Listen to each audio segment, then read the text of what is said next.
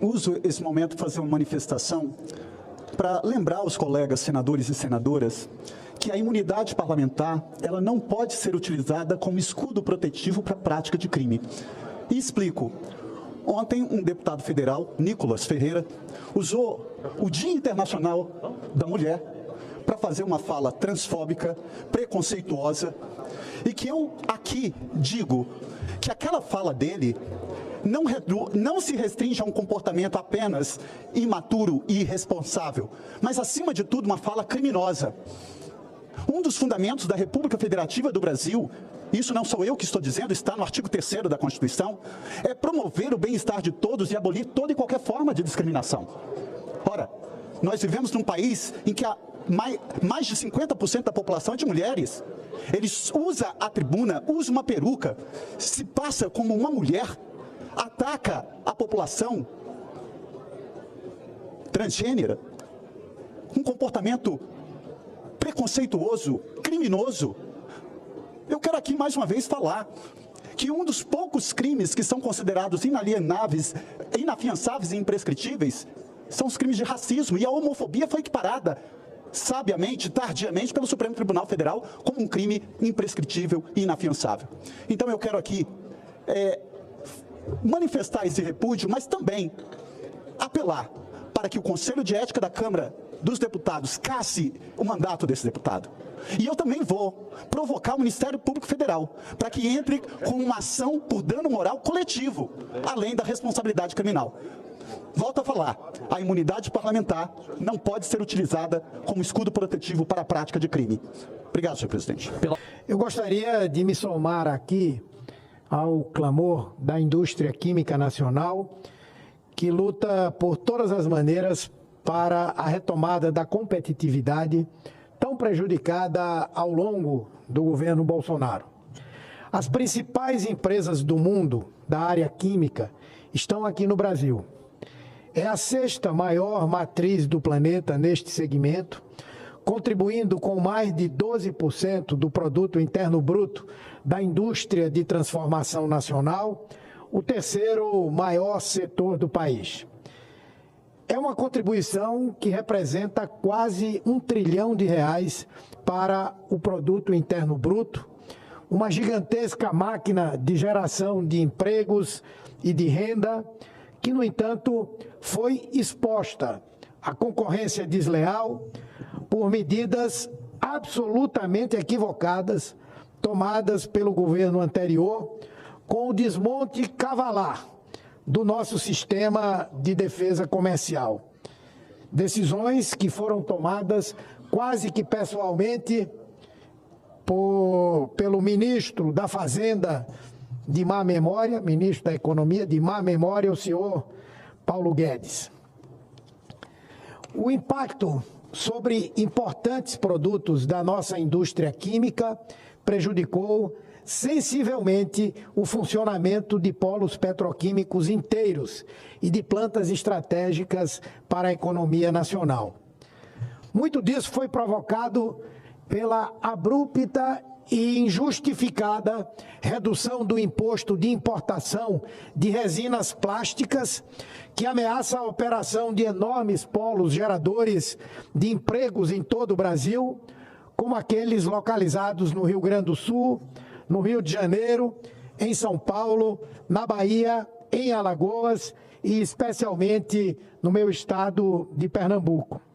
A decisão tomada pela Camex no ano passado, sob inspiração, como eu disse, do ex-ministro Paulo Guedes, foi a desoneração das importações nessa área das resinas plásticas. E não há justificativa para isso.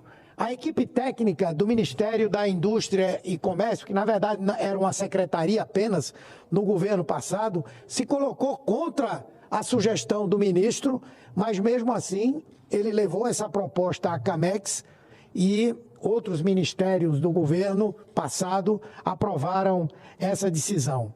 Os prejuízos que foram causados por essa desoneração são enormes. Atingem, por exemplo, a planta petroquímica de Suape. Eu trabalhei durante vários anos, tanto como ministro, tanto como secretário do governo Eduardo Campos, como na condição de senador, para que se instalasse em Suape uma planta petroquímica, que envolvia uma fábrica de PTA, uma fábrica de PET e uma fábrica de POI. Essas empresas, as que o PET já era privado desde o primeiro momento, mas o PTA e o POI eram projetos diretamente executados pela Petrobras e que foram privatizados a preço de banana nos governos Temer e no governo Bolsonaro. E Pernambuco sofreu violentamente. A fábrica de PET era responsável durante muito tempo, até o momento em que a Fiat Jeep se instalou em Pernambuco.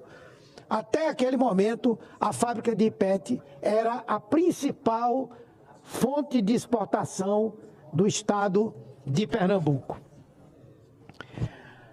A planta petroquímica de Suape, que concentra 60%, 100% da produção nacional de resinas PET, ou seja, é em Pernambuco que se produz toda a resina PET do país, tem capacidade para atender a toda a demanda do nosso país.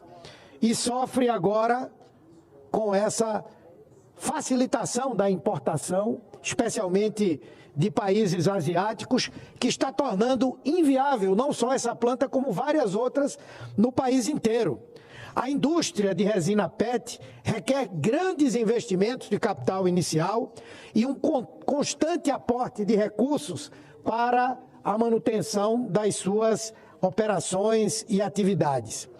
Para que uma planta dessa seja eficiente e viável, é necessário que ela esteja operando com ocupação, no mínimo, de 80% de sua capacidade.